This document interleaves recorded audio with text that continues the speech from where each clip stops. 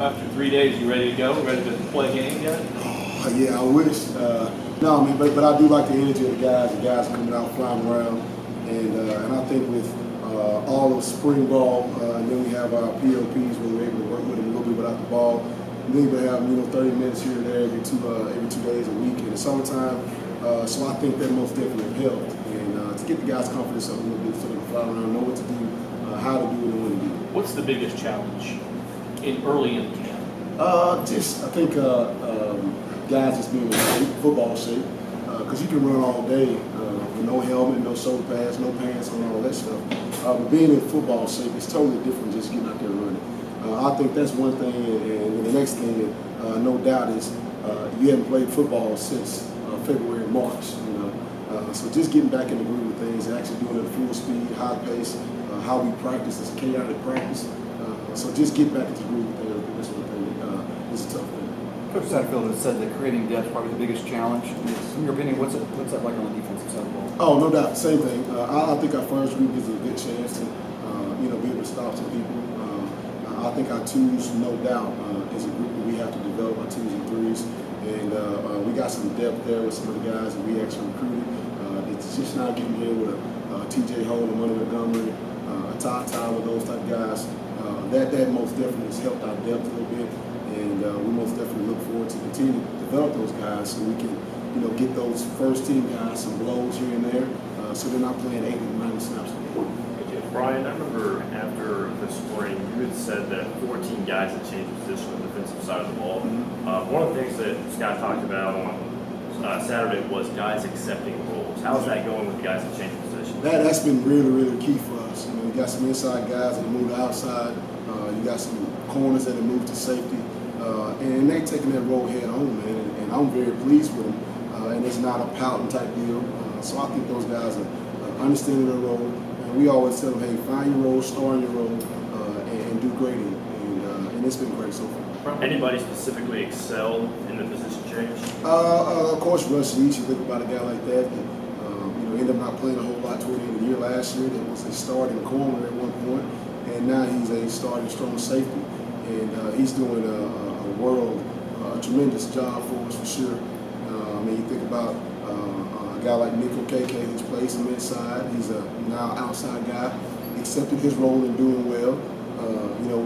We signed a guy who was a linebacker. We moved him to D-line, and he's accepting it well himself. So I think our guys understand what we're trying to build here, and it's not about a you, it's about a we.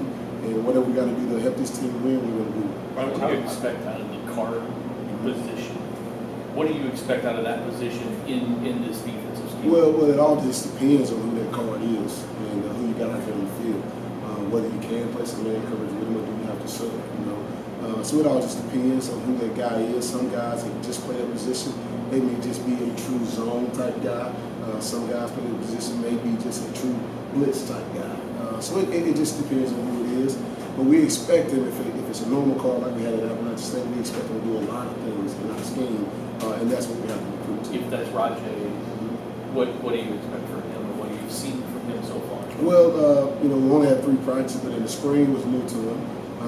I think with his ability to play, being an EB, you can do some multiple things with him, and bring in playing in coverage. So I think with Rajay, you can do it with multiple things with him. Is this versatility one of the reasons you get moved him from DB to that? Yes, no doubt. In that position for us in our scheme is a guy that's very flexible, very athletic, and has to make a lot of plays in space. With Rajay being a good tackler, our last year, our card position last year, he had one game he had 15 tackles, 16 tackles, back-to-back games, and doing a great job, and blitzing and getting some sacks and stuff like that.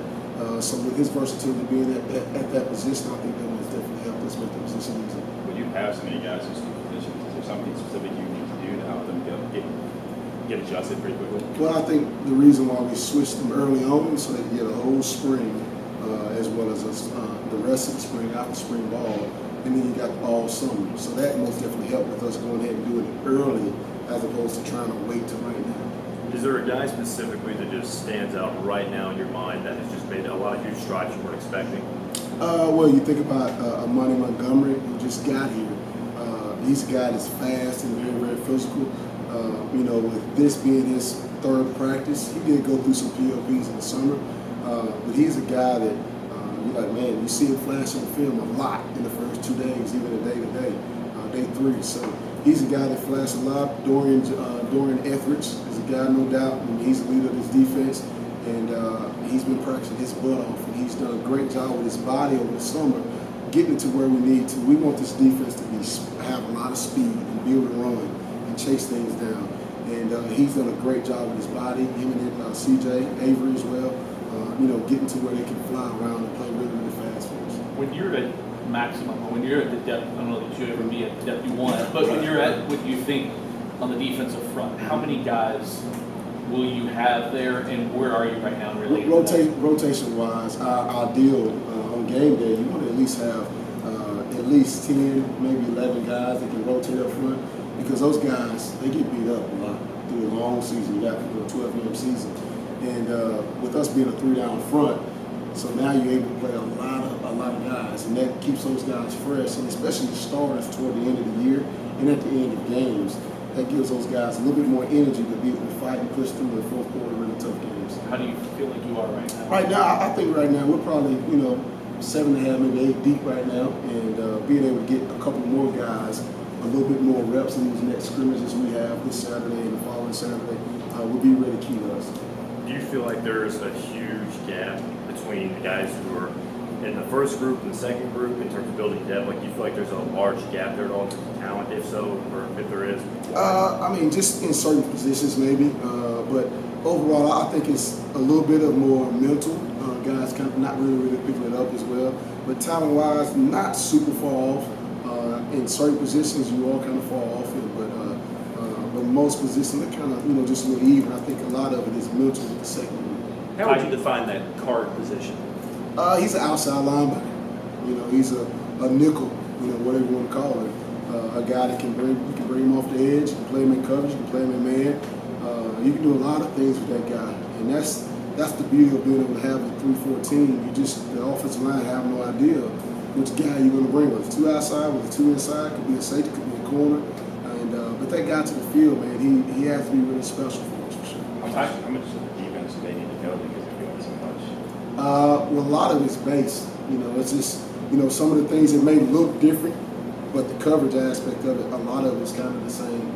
So that's what we try to do, is try to keep a lot of different coverage-wise kind of the same, but you may do some things different up front. It may look like it's a different defense, but the coverage-wise is kind of the same. Brian, Ty Tyler got late. What can he bring, and can you move him? I mean, he seems like a guy maybe you can move around a little bit. Yeah, you can see right now that guy, Ty, has some ability. And, of course, not being in the summer, not in shape right now, but you can tell that he has some ability to give some offensive linemen some problems for sure. He's very, very quick, very explosive. We look for him to get some pressure on the quarterback, as well as getting the backfield anytime we're reducing him or just playing any type of run fit defense, that he'll be able to stop the run as well. But he's a guy that we look for, and that's the type of player we want him to do. Do you get to see him at end? Or? Yeah, he's a